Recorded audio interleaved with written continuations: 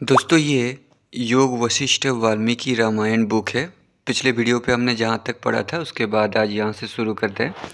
Real Ramayan, Mahabharat, वेद, पुराण, कामसूत्र, उपनिषद, ये सब book अगर आप शुरुआत से पढ़ना चाहते हो तो इस वीडियो के नीचे चैनल के नेम या पिक्चर पे क्लिक कीजिए और प्लेलिस्ट में जाके देख सकते हैं, या फिर चैनल का नाम कुछ अलग कुछ रोचक का यूट्यूब पे भी सर्च करके उस पर क्लिक कीजिए और प्लेलिस्ट में जाके देख सकते हैं। वाल्मीकि जी ने कहा, हे मुने, इस प्रकार आपने भक्तों की पूजा ग्रहण करते हुए मुनिवर वशिष्ठ जी यानी सभी ऋषियों ने, राम ने, राजा जनक ने वशिष्ठ जी की पूजा की, क्योंकि उनका असाधारण ज्ञान सुन के सब इम्प्रेस हो गए थे। क्योंकि उस समय ज्ञान ही सर्वश्रेष्ठ था, ज्ञान को ही पूजा किया जाता था। इसलिए मुनिवर वशिष्ठ जी क्षण भर मौन रहकर धीरे धीरे कहने लगे, हे अपने कुल रूपी आकाश के चंद्र, हे राजू बलोचन, आप और क्या सुनना चाहते हैं वो मुझसे कहिए। श्री राम बोले, हे प्रभु, आपके प्रसाद से मैं कलंक रहित चंद्रमा और शरतकालीन आकाश के समान निर्मल हो चुका हूँ। संसार दुख वाली मेरी सभी भ्रांतियों का शमन हो चुका है और अब मैं आकाश के समान स्वच्छ अपने स्वरूप में अवस्थित हूँ। मेरा शांत मन अब कोई अन्य उपदेश सुनना या किसी कर्म का संपादन करना नहीं चाहता। अब वो परम तृप्त रूप से सुसुप्त के समान हो चुका है। परम शांति में लीन मेरे मन के सभी राग आदि और उनका कौतुक नष्ट हो गया है और वो सब विषय संकल्पों का त्याग कर चुका है। उपदेश से या उपदेश से प्रयुक्त किसी अन्य प्रयोजन से, शास्त्र से, बांधवों से अथवा उनके त्याग से भी मेरा कुछ प्रयोजन नहीं है। हे प्रभु, सर्वानंद से भी उच्च जो ब्रह्मानंद है, उसमें सुखी रहता हुआ मैं विषय सुख की इच्छा से रहित हूँ। बाह्य रूप से सामान्य जन के समान ही हूँ। आप अपनी इच्छा के अनुसार मुझे कोई भी कार्य सौंप दीजिए। हे साधु, मैं एकमात्र निर्मल ब्रह्म को देखने वाला हूँ। जब तक इस देह में स्थित हूँ तब तक संसार स्थिति का शंका रहित रूप से उसी प्रकार पालन करूँगा जिस प्रकार बालक क्रीड़ा किया करता है। वशिष्ठ जी बोले, हे राम, आप उस महापावन पद में आसीन हो गए हो जिस आदि, मध्य और अंत रहित पद में शोक नहीं रहता।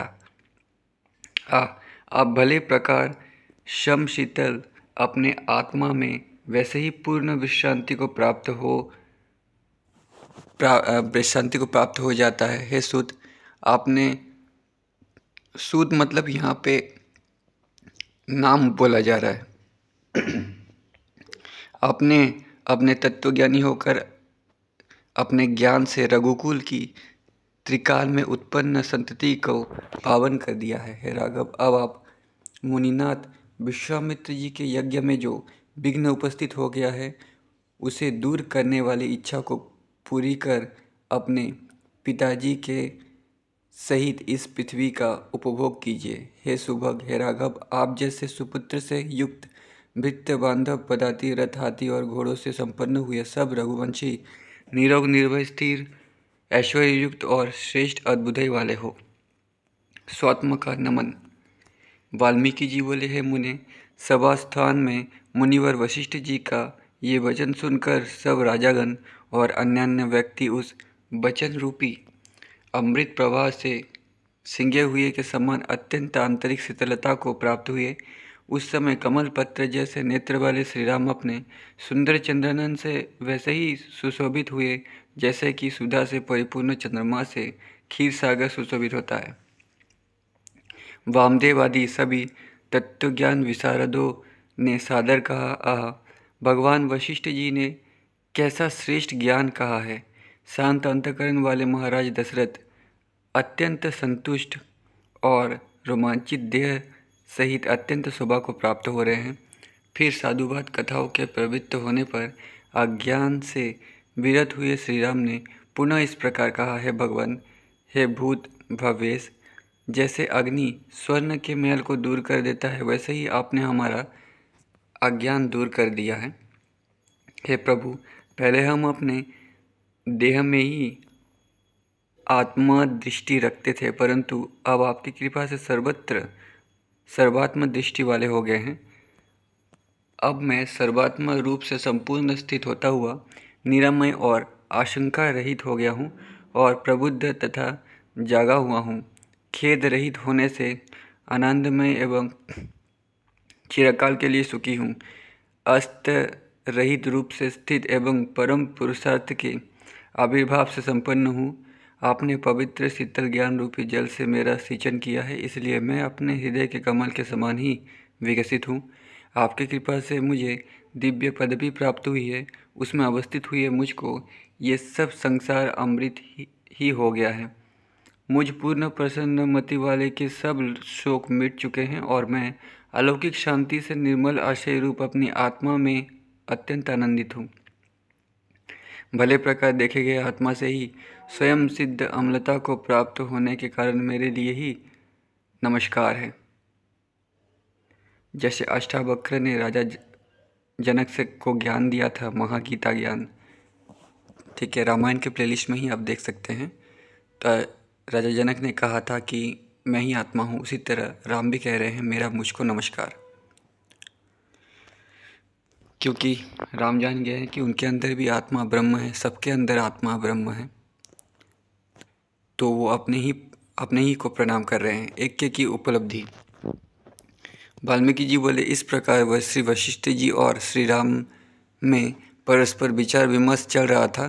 तब मानो भगवान भास्कर उनकी बातें सुनने के लिए आवास के मध्य पहुंच गए। फिर श्री राम की महान मति के समान पदार्थ राशि के विकासात धूप भी शीघ्र ही तीक्ष्ण हो गई। उस समय जैसे विकसित कमलों के समान उद्यान के जलाशय विशालकाय प्रतीत होते हैं, वैसे ही हृदय कमल के प्रफुल्लित होने से विकसित आकार वाले हुए वहाँ बैठे हुए राजाओं के समान अत्यंत शोभायमान हुए। मुक्ता झालरों से युक्त स्फटिक मणि निर्मित जिस झरोखे से भगवान भास्कर का प्रतिबिंब आक्रांत था, ऐसा लगता था मानो आकाश में तैर रहा हो। संक्रांत सूर्य की तीक्ष्ण दीप्ति वाली आकाश में विस्तृत हुई किरणें पद्मराग मणियों में इस प्रकार से स्फुरित हो रही है, जिस प्रकार की स्वच्छ उपदेश वाली ज्ञान कला स्फुरन को प्राप्त होती है। मुनिंद्रों की मुखाकांति रूपी चंद्रमा से विकसित अपने कुल के कैरव भूत श्री राम जब इस प्रकार परमानंद में मग्न हो गए और जब बड़वाग्नि के समान तेज पुंज स्वरूप दैवत्यमान ज्वालाओं से संपन्न तथा सब रसों का पान करने वाले भास्कर आकाश रूपी महोदधि की नाभि के समान हो गए, तब तथा नवरूपी नीलकमल जो भास्कर रूपी कर्णिका से सुशोभित और रश्मि रूपी केसरों से शोभायमान था, जिसमें से रज रूपी पराग झड़ रहा था, वो इतना सुंदर लग रहा था मानो जगत लक्ष्मी का शिरोभूषण और तिलक के रूपी नायिका के कानों का कुंडल था। वो शिरोभूषण और कर्णकुंडल दैवित्यमान सितारों स्वरूप विविध रत्नों से शोभायमान था। जब दिशा स्वरूपा नायिकाओं ने विशाल पर्वत की चोटी रूपी अपने हाथों से धूप युक्त एवं जल रहित महामेघों को दर्पण के समान पकड़ रखा था, जब सूर्य के बिना भी अत्यंत श्रेष्ठ सूर्यकांत मणियों से निर्गत अग्नि से दैवित्यमान होने के कारण वो आकाश सूर्य की उष्णता से भी द्विगुण प्रज्वलित हो रहा था, उस मध्याह्न काल में समय सूचक शंख काल वायु से परिपूर्ण वारिधों के समान मुख की प्रचुर वायु से भरकर बजने लगे। जैसे अरविंद पर ओस की बूंदें लगती है, वैसे ही मुखमंडलों पर बिखरे हुए मोतियों के समान खेद बिंदु झलकने लगे। वर्षा और सरिता का जल जैसे समुद्र को परिपूर्ण करता है, वैसे ही गृहभित्तियों से टकराकर प्रतिध्वनित हुआ शब्द जीवों के शब्द भ्रमर से पोषित होकर कानों को भरने लगा। मध्याह्न के समय सौभाग्यवती स्त्रियों द्वारा उष्णता की प्रखरता का शमन करने के लिए उड़ाई जाती श्वेत कपूरयुक्त जल की फवार रूपी नवीन मेघमाला उल्लसित होने लगी। तभी सब सामंत राजाओं, अंगरक्षकों, भृत्य, महामुनि वशिष्ठ और श्री राम के सहित महाराज दशरथ उस सभा से उठ पड़े। तब सभी भूपाल, राजपुत्र, मंत्रीगण, मुनिगण एवं अन्य सभी लोग पूजा सत्कार को प्राप्त करके हर्षित हुए, अपने अपने निवास स्थान को चले गए। अंतपुर के प्रमुख घरों में शंख द्वारा उड़ाई जाती कर्पूर रज से अद्भुत मेघमाला प्रादुर्भूत हुई। फिर मध्याह्न समय की तुरियों की ध्वनि भित्तियों से टकराकर प्रतिध्वनि होने लगी।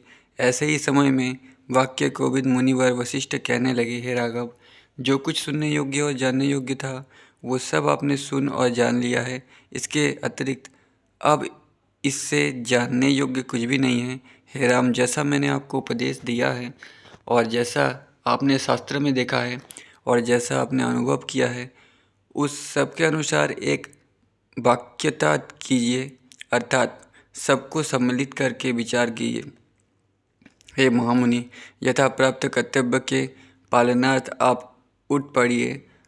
अब हम मध्याह्न स्नान के लिए जा रहे हैं, क्योंकि उसका समय व्यतीत होने वाला है। हे भद्र, अपनी आकांक्षा की निवृत्ति करने के उद्देश्य से आप जो कुछ श्रेष्ठ प्रश्न करना चाहते हो उसे प्रातःकाल पूछ लेना।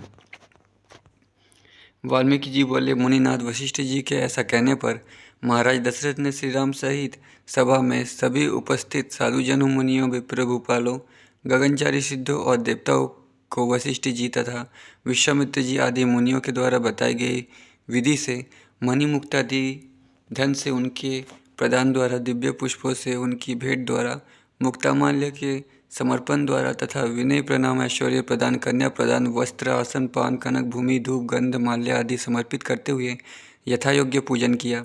इसके पश्चात वशिष्ठ आदि देवर्षियों और संपूर्ण सभा के सहित दूसरों को मान देने वाले महाराज दशरथ उसी प्रकार उठ पड़े जिस प्रकार की सायंकालीन चंद्रमा गगन में उठता है। शीघ्रतापूर्वक सभा से उठने का वो समय अत्यंत शोभायमान था, जिसमें देवताओं द्वारा वर्षित पुष्पों से सब और घुटनों प्रयत्न कीचड़ जैसा हो गया था। परस्पर घर्षण और टकराव से कईरों में जटित रत्नों के चूर्ण से भूमि लाल हो उठी थी। टूटे हुए हारों से स्फुरन को प्राप्त मुक्तारूपी तारावली ने रात्रि के समय मानो नक्षत्र से संपन्न आकाश पर विजय प्राप्त कर ली थी।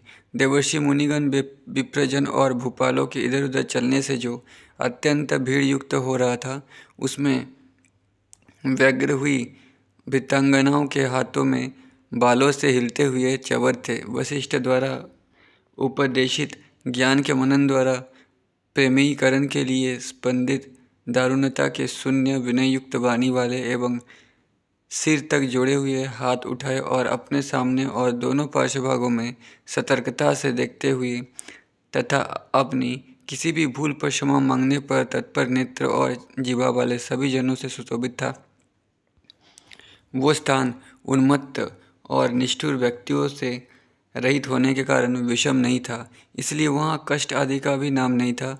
उस स्थान से सभी के द्वारा सत्कारित कोमल वचन वाले महाराज दशरथ आदि सातों लोकों के निवासी सज्जन पुरुष परस्पर पूछकर देवगण के इंद्र नगरी से जाने के समान परस्पर प्रेम पूर्ण हृदय सहित अपने अपने आश्रम को चले गए थे।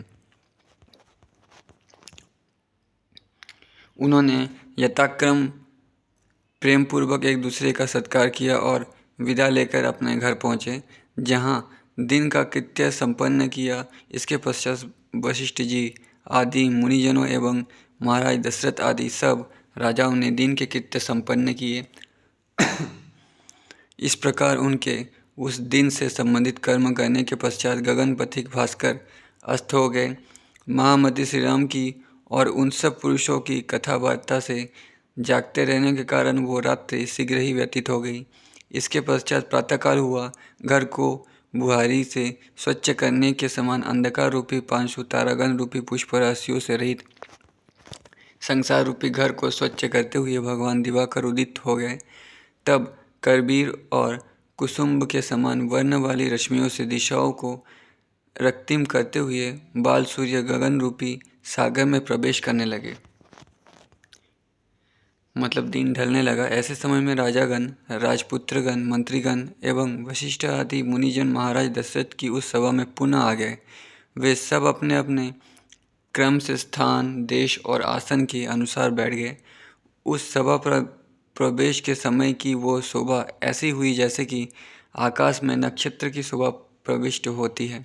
इसके पश्चात दशरथ आदि राजाओं और सुमंत्रण आदि मंत्रियों द्वारा आसन पर विराजमान मुनिवर वशिष्ठ जी की प्रचुर प्रशस्ति की जाने पर कमलदल लोचन श्री राम ने वशिष्ठ जी और अपने पिताजी के समक्ष निम्न मृदु वचन कहे।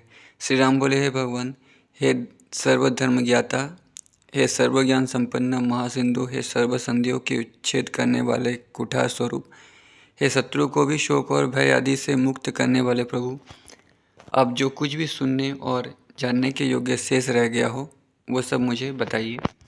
वशिष्ठ जी बोले, हे राम, आपको बोध की प्राप्ति हो चुकी है, इसलिए अब आपके लिए सुनने योग्य कुछ भी शेष नहीं रह गया है। आपकी बुद्धि पूर्ण रूपेण कृतकृत्य हो चुकी है और प्राप्त करने योग्य वस्तु को पाकर आत्मा में अवशिष्ट हो गई है। अब आप स्वयं ही विचार कर ये बताइए कि अपने अनुभव से आप अपने लिए कैसा मान रहे हैं और आपके लिए सुनने योग्य क्या शेष रह गया है। श्री राम ने कहा, है ब्राह्मण, आपके मान्यता के अनुसार मैं भी अपने को कृत्य ही समझ रहा हूँ। मैं पूर्ण शांत आकांक्षा से रहित होकर निर्वाण को प्राप्त हो चुका हूँ। जो कुछ कहने योग्य था वो आपके द्वारा कहा जा चुका और मैं सभी जानने योग्य को जान चुका। अब आपकी कृतकृत्य हुई वाणी विश्राम प्राप्त करे। जानने योग्य तत्वों को जान लेने से मुझे ज्ञातव्य वस्तु की प्राप्ति हो चुकी है। अखिल विश्व ऐक्य को प्राप्त हो चुका और जीव तथा ब्रह्म में भेद करने वाले द्वैत का अस्त हो गया। अब मेरा हृदय भेद का ज्ञान नष्ट हो गया है, क्योंकि मैंने पूर्ण रूप से विचार विमर्श करके संपूर्ण सांसारिक आस्था का परित्याग कर दिया है। चित्त में दृश्य का परिमार्जन। वशिष्ठ जी ने कहा, है महाबहु, मेरे इन परम वचनों को आप पुनः श्रवण कीजिए, क्योंकि बारंबार मार्जन करने से दर्पण की शोभा बढ़ जाती है। ये अर्थ भ्रांति वेदन संकेत रूप होने के कारण जल के समान निरर्थक ही है, क्योंकि अर्थ के परिमार्जन से ही शब्द का परिमार्जन हो जाता है। इस प्रकार शब्द रूप दो अर्थ वाला दृश्य स्वप्न के समान ही चिदाभास है, तो जगत की यथार्थ में उत्पत्ति हुई ही कहाँ। मिथ्या होने से जागृत ही स्वप्न में देखी हुई वस्तु बन जाती है और स्मरण के समान ही सम्मुख होती है। इसीलिए संगीत ही वेदन मात्र होती हुई अन्य आकार के समान विस्तृत है। संगीत से पृथक उसमें कुछ भी नहीं है।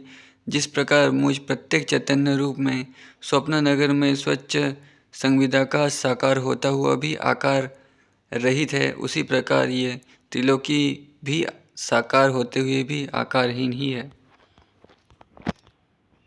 श्री राम ने कहा, है मुने, इस भूमि की संपन्नता चित्त में किस प्रकार हुई? पर्वत कैसे संपन्न हुए? जल, पाषाण, तेज, क्रिया, काल और पावन ये सब कैसे संपन्न हुआ?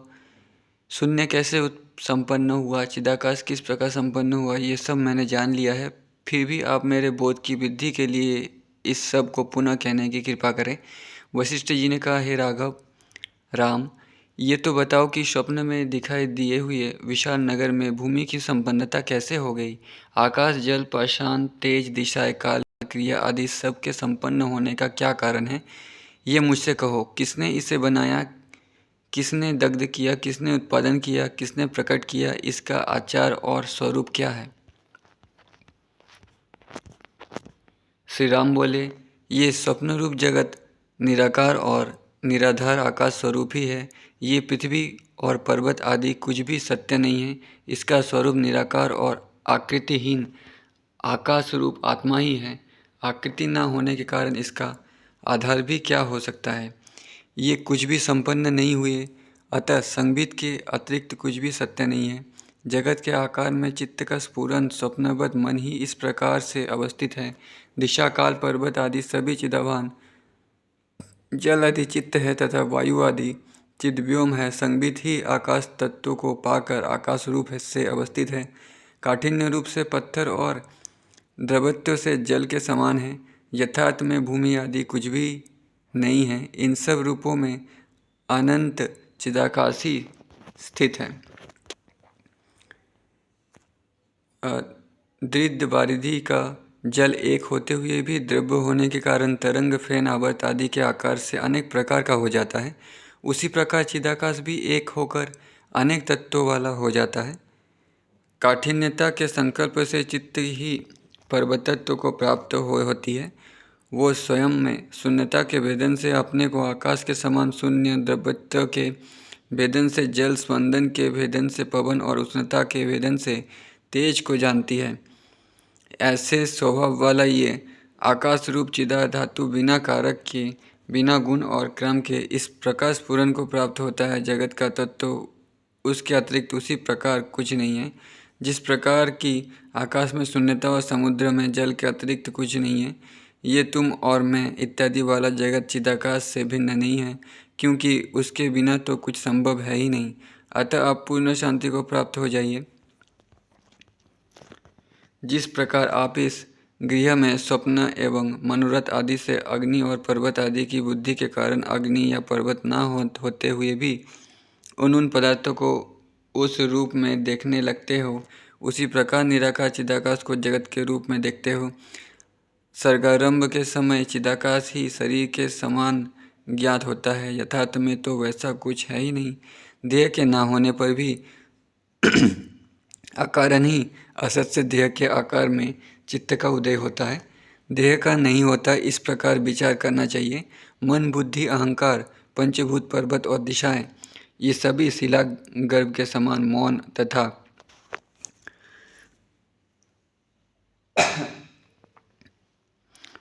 देह का नहीं होता, इस प्रकार विचार करना चाहिए। मन, बुद्धि, अहंकार, पंचभूत, पर्वत और दिशाएं, ये सभी शिलागर्भ के समान मौन एवं यथास्थित है। इस प्रकार ना तो कुछ उत्पन्न हुआ है और ना कुछ नष्ट ही हुआ है। यथास्थित ये जगदाकार चित्त ब्रह्मात्मा में अवस्थित है। जिस प्रकार जो द्रव्य है वही जल है, उन दोनों में भिन्नता नहीं है, उसी प्रकार चित्त में स्फुरन नामक स्वरूप का जो विजंबन है उसी को संसार कहते हैं। जगत का ये भान होना यथार्थ दृष्टि से अभान अर्थात शून्य चिदाकाश ही है। यहाँ प्रबुद्ध बुद्धि वाले की दृष्टि ही यथार्थ है। अबुद्धि वाले मूर्ख के विचार से क्या लेना है। जगत की स्थिति स्वप्नों के समान। श्री राम बोले, हे ब्राह्मण, परमाकाश के स्वप्न में दिखाई देने के समान ही जागृतावस्था में भी ये साकार होता है। यदि इस विषय में कोई शंका नहीं है तो मेरे इस उत्तम प्रश्नों को बताने का कष्ट करिए। अशरीर चित्त जागरात्मक स्वप्न में शरीर के समान कैसे होती है। वशिष्ठ जी बोले, हे राम, यह दृश्य जागृत और स्वप्न दोनों अवस्थाओं में हेतु रहित आकाश में उत्पन्न होता है। इसलिए शून्याधार का शून्यत्व ही सिद्ध करना होगा और शून्य परम ब्रह्म के अतिरिक्त कुछ नहीं है। अतः ब्रह्म के अद्वैतत्व में किसी संदेह की उत्पत्ति नहीं होती। सभी कारणों के आकार के अस्तात्मक स्वर्ग आदि में किसी भूत की उत्पत्ति नहीं होती। इसलिए पृथ्वी आदि की सत्ता से उत्पन्न ये देह कुछ भी नहीं है। जो देह है वे सब भूत ही है और उन भूतों का अस्तित्व है ही नहीं। इसीलिए स्वप्न के समान प्रतीत होने वाले चिदाकाश में स्वरूप मात्र स्फुरन के समान संसारादि आकार में माया गुण से विक्षोभ को प्राप्त इस दृश्य को देखता है। चिदात्मा का भान होना ही स्वप्न का भान है। वही संसाराकृति चिदाकाश रूपी स्वप्नादि शब्दों द्वारा उच्चारित की जाती है। जो ये चिद्व्योम का भेदन है वो व्योम के ही समान स्वच्छ है। इस भेदन के भीतर भासमान चित्त का स्वरूप जब सूक्ष्म हो तथा स्वप्न स्थूल हो तब जगत के रूप में अवस्थित होता है। अर्थात स्वप्न या जगत दोनों ही रूपों में एकमात्र भेदन की स्थिति है।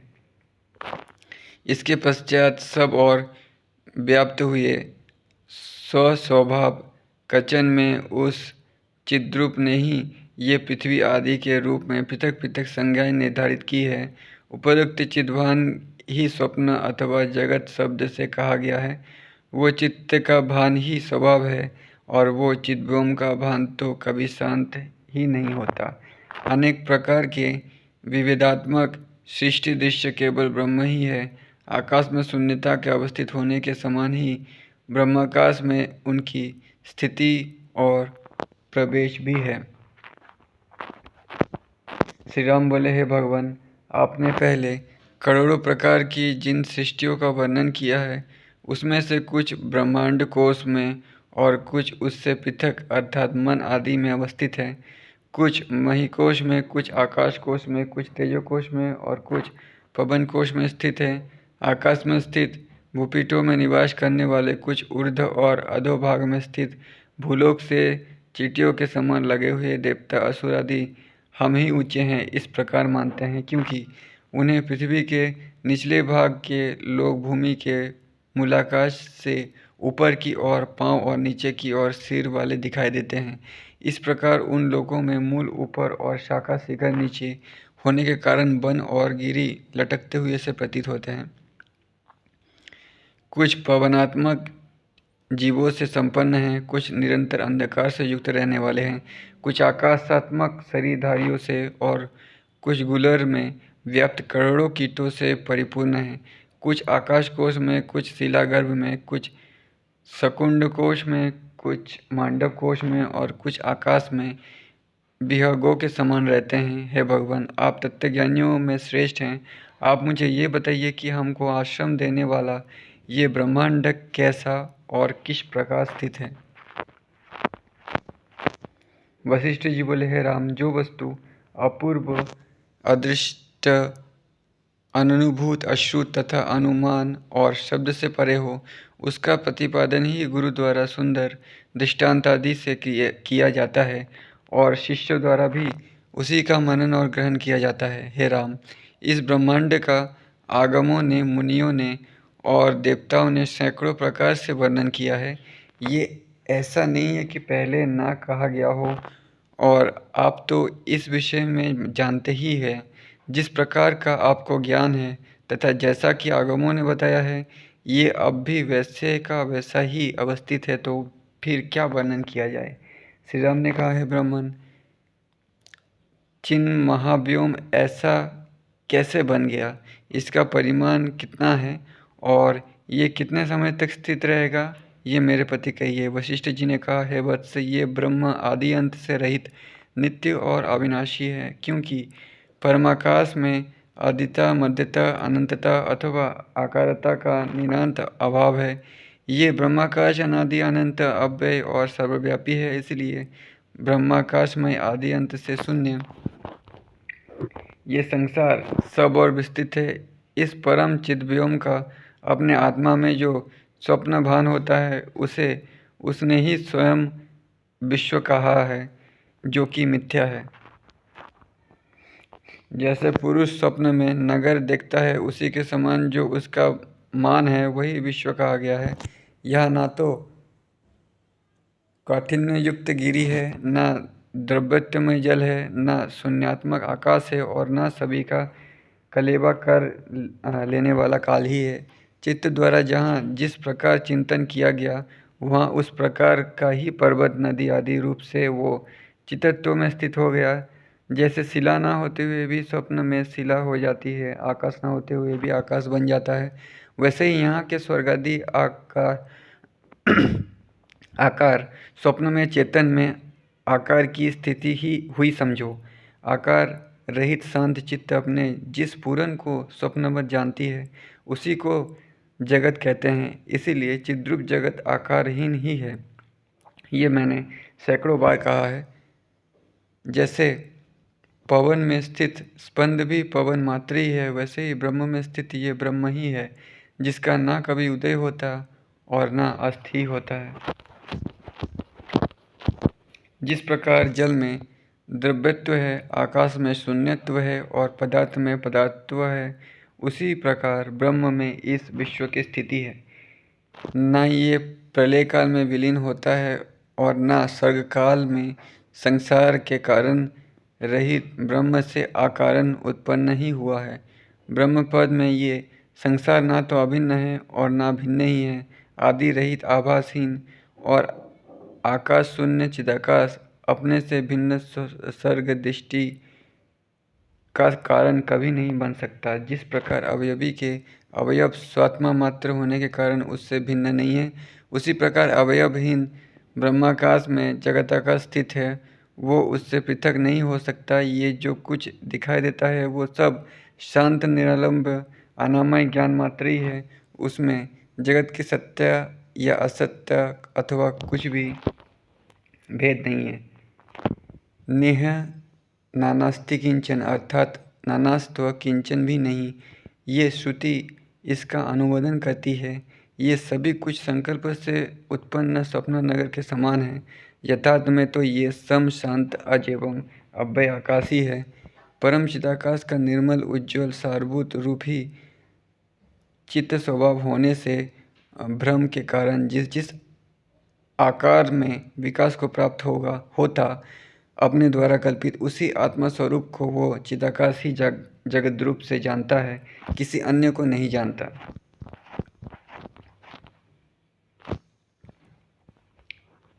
तो दोस्तों आज के वीडियो पे इतना ही। वीडियो बहुत बड़ा हो गया है, इसके बाद यहाँ से हम लोग नेक्स्ट वीडियो पे पढ़ेंगे। तब तक के लिए धन्यवाद।